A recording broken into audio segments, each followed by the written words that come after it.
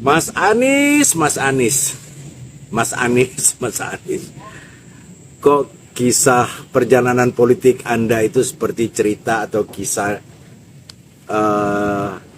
Nabi Musa dengan Fir'aun?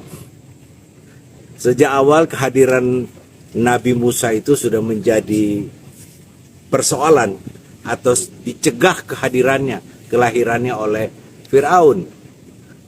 Merujuk dari kisah itu, sepertinya mirip-mirip.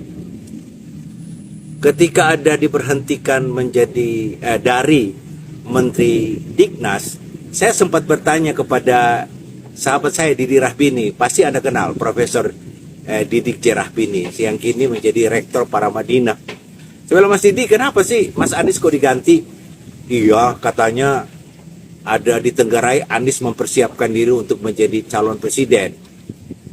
Mas Anies, Mas Anies. Tiba-tiba Anda menjadi gubernur. Itu pun dia mencegah Anda menjadi kandidat gubernur. Segala upaya dilakukan oleh Pak Lurah ya. Saya tidak menyebut dia sebagai Fir'aun. Saya menyebut dia Pak Lurah mencegah kehadiran atau Anies menjadi kandidat. Dan akhirnya terpilih.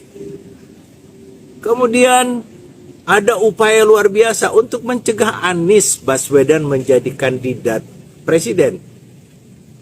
Jadi memang Anda ini sangat ditakuti oleh Pak Lurah. Persis kisah Fir'aun. Takut sekali dia dengan kehadiran Nabi Musa pada saat itu.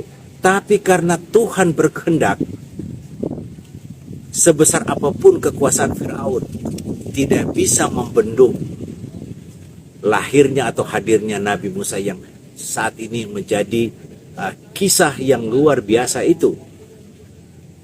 Mas Anies, Mas Anies, berbagai upaya untuk mencegah KPK digunakan, Anda kemana-mana juga dihalau, atau Anda kemana-mana dicegah.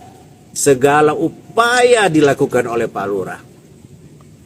Persis kisah Fir'aun dan Nabi Musa. Mas Anies, saya kira mengenai rasa takut Pak Lurah kepada Anies, banyak sekali cerita yang kita bisa temukan di media sosial. Berita ini, berita itu, segala upaya intinya adalah ketakutan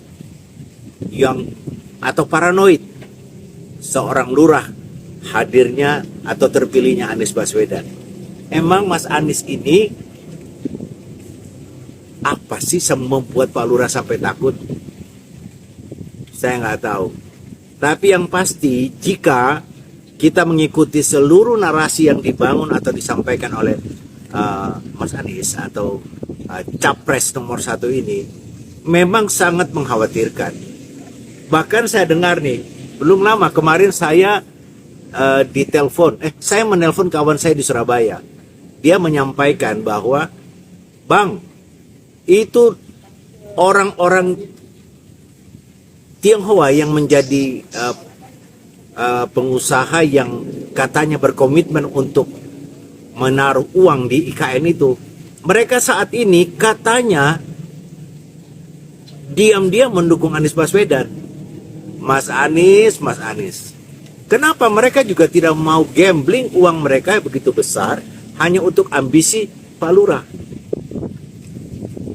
Jadi saya kira alam memang memihak kepada Mas Anies. Tidak ada yang bisa mencegahnya jika Tuhan sudah berkehendak.